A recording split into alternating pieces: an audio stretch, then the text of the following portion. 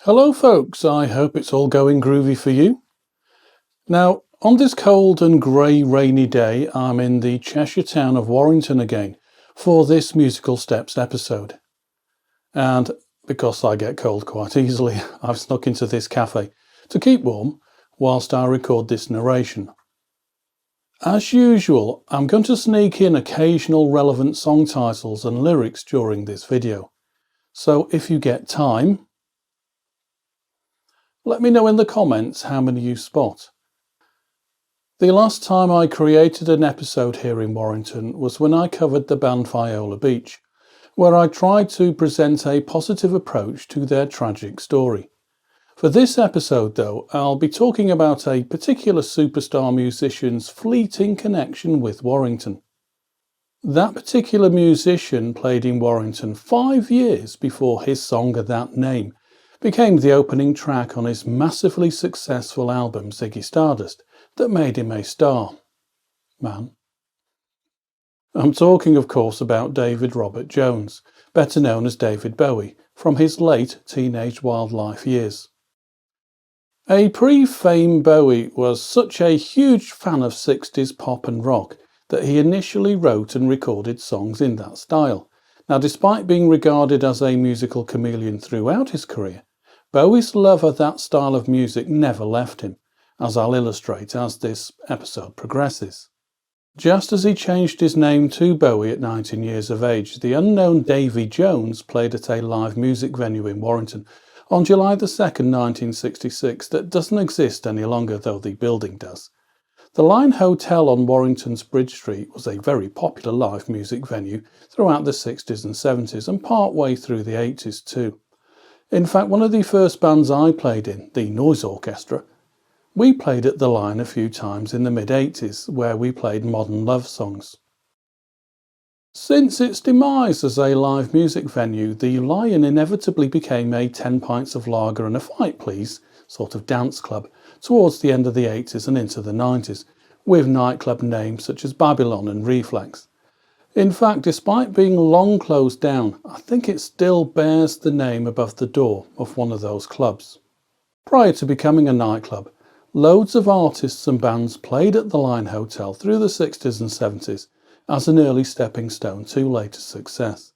For example, not only did David Bowie play at the Line in '66, as the UK was engrossed in the England football team in the midst of their subsequent World Cup triumph, but as Bowie's support act, Eric Clapton too played there with his short-lived band Powerhouse. Bowie and his musicians received 30 quid between them for their gig, though I bet the infamously stingy Bowie didn't share out the 30 quid equally. Parsimony seems to have been a trait Bowie shared with his friend and rival Mark Bolan. For his support slot, Clapton got 25 quid for his band, made up of famous names such as Stevie Winwood and Jack Bruce and Paul Jones. Incidentally, Paul Simon also played at the Line Hotel. He played here a week before the infamous gig he played at a Widnes folk club 10 miles to the west of here, where it's said he partially wrote Homeward Bound at Widnes train station after the gig and returning to his digs in London. If you want to know more about that Paul Simon gig in Widnes, check out my Musical Steps episode dedicated to Paul Simon and Widnes, as you would expect. Anyway, back to Bowie. He was 19 years old when he played the Line Hotel in Warrington, and it was the first gig he played under his new name of Bowie, after previously using his real surname of Jones for previous gigs with other bands.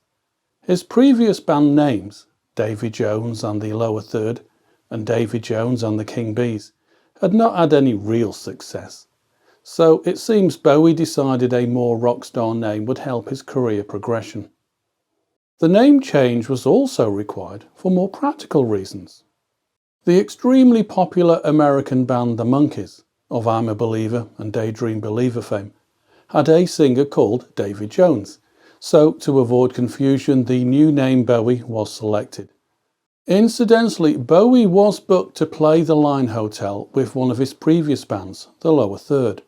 However, owing to not achieving any success with his previous bands, Bowie had just put together a new band called The Buzz, and it was with them that he played the Lion.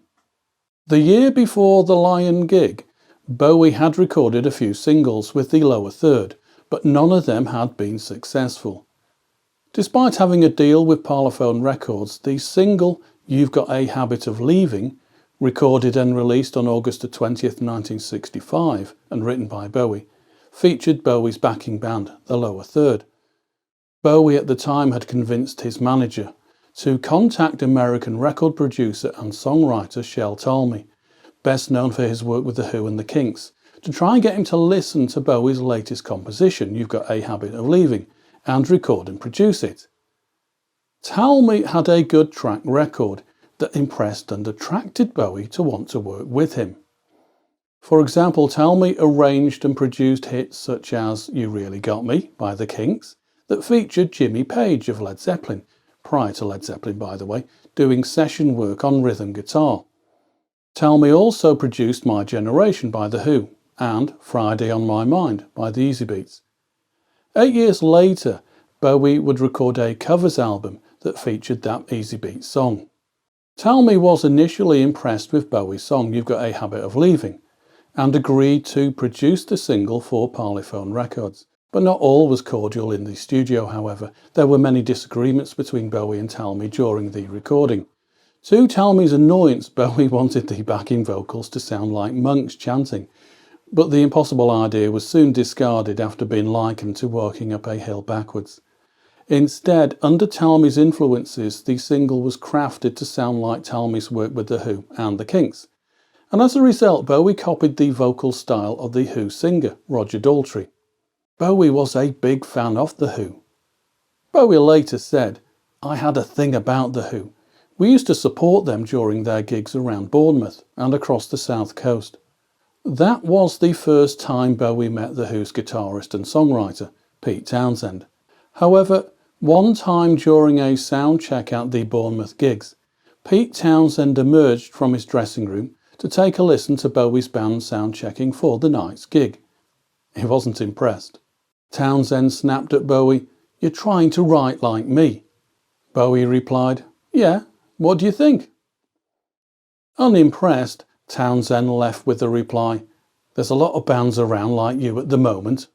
Now, maybe as an act of revenge, shortly before the release of You Got a Habit of Leaving in July '65, Bowie attempted to get as much publicity as possible for the song by getting a letter published in the UK music newspaper Melody Maker under the fictitious name of Jennifer Taylor.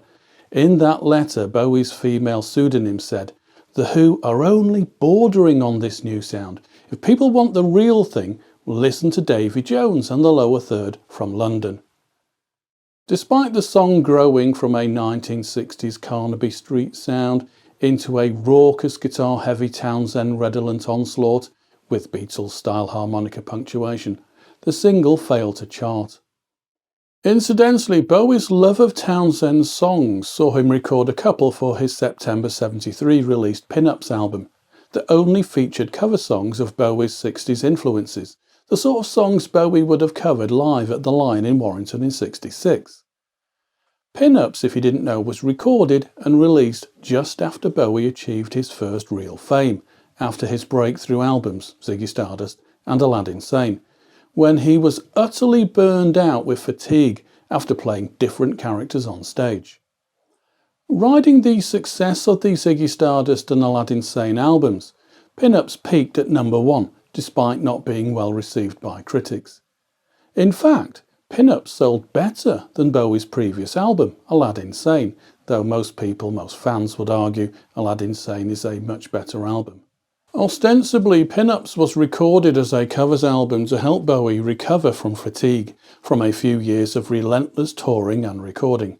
However, another reason for its release was Bowie's manager was negotiating for larger royalties from Bowie's music publisher, now that Bowie was making his publishers big money.